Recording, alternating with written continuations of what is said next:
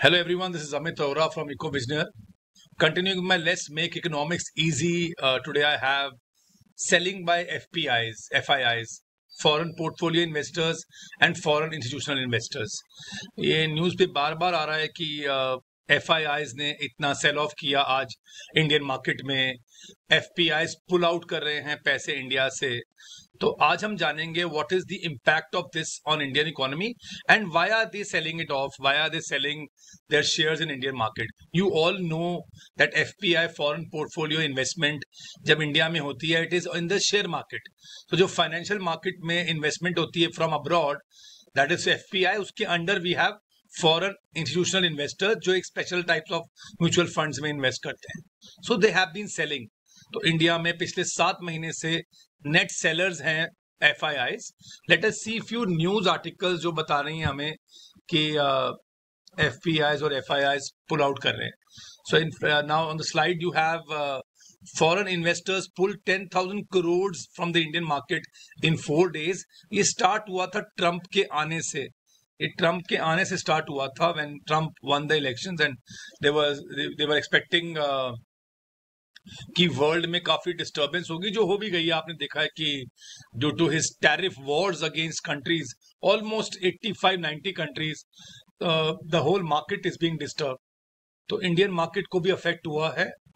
Although Indian domestic institutional investors are net buyers, तो उससे थोड़ा सा इम्पैक्ट मार्केट पे कम हुआ है.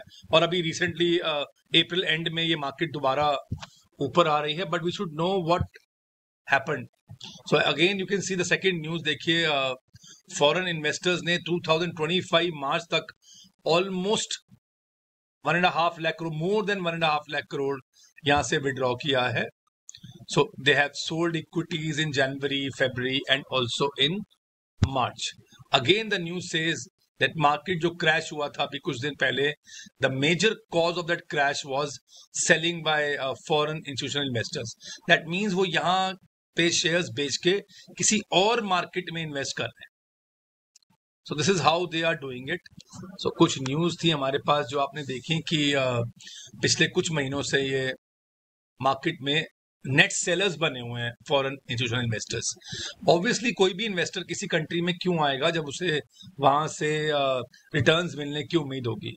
अगर वो इंडिया से बाहर जा रहे हैं तो there are some limitations in the Indian market, जिसमें कुछ पेसिमिज्म है इंडियन मार्केट में, जो यहाँ पे वो इन्वेस्ट नहीं कर रहे हैं. Let us see few reason which I found out for you that why are they exiting India.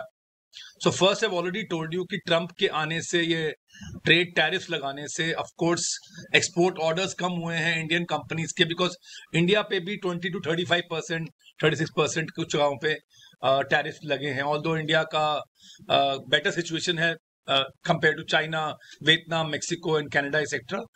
But India पे भी असर आया है. इंडियन एक्सपोर्टर्स को हार्ड हिट किया है. और all the exporters which are in the public company, जो पब्लिक कंपनीज हैं जिनके शेयर मार्केट में है, उनके शेयर्स की वैल्यू जरूर डाउन हुई है. Global market influence, of course global market की influence, because India is a globalised world. अगर ग्लोबल मार्केट ने रिएक्ट किया है नेगेटिवली टू ट्रम्प्स टैरिफ्स, तो इंडियन मार्केट को भी उसका अफेक्ट हुआ है. और एक माना जाता है कि इंडियन शेयर्स कुछ हाईली वैल्यूड है. जो इंडियन स्टॉक मार्केट में कुछ शेयर्स हैं जिनकी वैल्यू उतनी नहीं होनी चाहिए, जो उनकी दे आर ओवर वैल्यूड, तो correction is required. So nobody showing interest in those shares, so they are actually withdrawing. और एक टेक्निकल चीज बताई थी उसमें, upcoming IPO lock in expiry. So जैसे IPO आता है तो कुछ पीरियड तक आप वो शेयर्स मार्केट में सेल FIIs नहीं कर सकते हैं.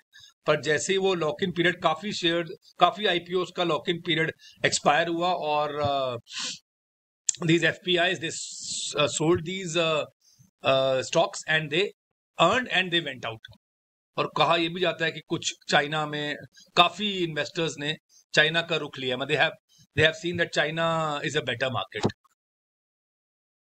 So continuing with how it has impacted India, of course Indian economy पे काफी इम्पैक्ट हुआ. पहले सेंसेक्स गिरा 5.6% से, निफ्टी भी गिरा, although now in May it has recovered.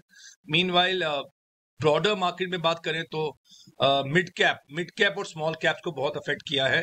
10.5% mid cap को, इंडेक्स को, और स्मॉल कैप को. कि जो हमारे छोटे इन्वेस्टर्स हैं उनको काफी अफेक्ट हुआ है, और कुछ स्टॉक्स तो ऐसे हैं जो अपने 52 वीक लो पे आ गए. So downward pressure on stock prices of course. And सबसे बड़ा एक प्रॉब्लम आया था बीच में, ऑल्दो आरबीआई ने उसको कंट्रोल किया, that was currency depreciation. So our currency depreciates. When you demand dollars and take dollars away from India, तो हमारी करेंसी डेप्रिशिएट होती है, जो गिर गई थी ऑलमोस्ट 87.5 रुपीज पे. So let us see how can we link this with our class 12 syllabus students और टीचर्स.